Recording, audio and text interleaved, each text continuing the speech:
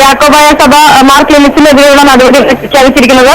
അതായത് കുര്യാക്കോസ് മാർ ക്ലിമിസിനെ സഭയുടെ എല്ലാ ഔദ്യോഗിക ചുമതലകളിൽ നിന്നും ശുശ്രൂഷകളിൽ നിന്നും മാറ്റി നിർത്താൻ സഭ തീരുമാനിച്ചിരിക്കുകയാണ്.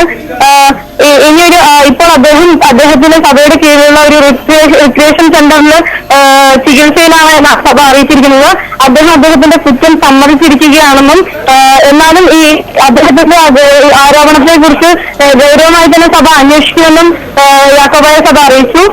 അദ്ദേഹത്തിന്റെ ആരോപണങ്ങളെ കുറിച്ച് അന്വേഷിക്കുന്നതിനായിട്ട് മെത്രാപ്പൊലിത്തമാരും വൈദികരും വർക്കിംഗ് കമ്മിറ്റി അംഗങ്ങളും അടക്കമുള്ള 8 അംഗങ്ങൾ ഉൾപ്പെടെയുള്ള ഒരു കമ്മീഷൻ രൂപീകരിച്ചിട്ടുണ്ട്. ഇവർ ഇതിനെക്കുറിച്ച് അന്വേഷിക്കും. പാത്രിയാർക്കി സെന്ററിന് റിപ്പോർട്ട് സമർപ്പിക്കാനാണ് യാക്കോബായ സഭ അറിയിച്ചിരിക്കുന്നത്. കൂടാതെ സഭയ്ക്കെതിരെ ആരോപണം ഉന്നയിച്ചിരിക്കുന്ന 2 അൽമാർക്കെതിരെയും എല്ലാ ചുമതലകളിൽ നിന്നും മാറ്റി നിർത്താൻ സഭ തീരുമാനിച്ചിരിക്കുകയാണ്.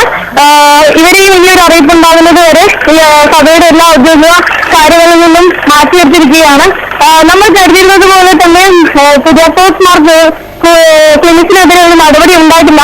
സഭയിലെ തന്നെ ഒരു വിഭാഗം അദ്ദേഹത്തിന് അനുകൂലമായ നിലപാടെടുത്തതാണ് അദ്ദേഹത്തിനെതിരെ ഒരു പുറത്താക്കൽ നടപടിക്ക് നിന്നുവരെ മാറ്റി നിർത്താൻ കാരണമായിട്ടുള്ളത് എന്നാണ് അറിയാൻ കഴിയുന്നത്. അജിൻഷാദ്. വിശദാംശങ്ങളാണ് കാർത്തിക വർമ്മ നൽകിയത്.